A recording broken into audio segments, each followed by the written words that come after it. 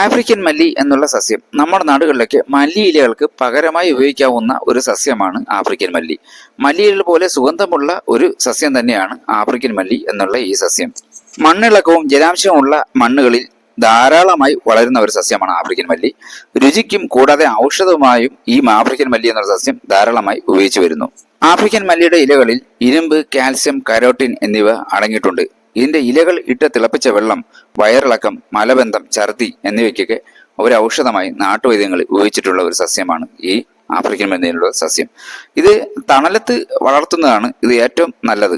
വെയിൽ കൊണ്ടാൽ ഇതിന്റെ കൂടുതൽ പെട്ടെന്ന് പൂക്കുകയും ഈ പൂക്കുന്നതോടുകൂടി ഇതിന്റെ സുഗന്ധം നഷ്ടപ്പെടുകയും ചെയ്യും.